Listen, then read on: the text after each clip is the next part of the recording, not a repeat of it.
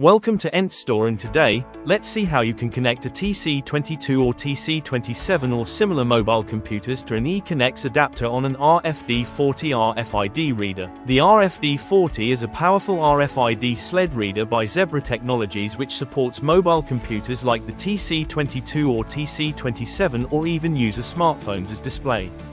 Now, before you start with connecting a mobile computer to RFD40 using an eConnex, make sure you have all there and the eConnex is screwed into the RFD40 sled.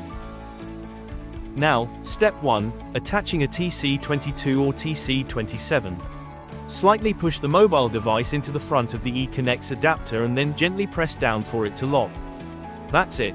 Step 2, detaching a TC22 or TC27.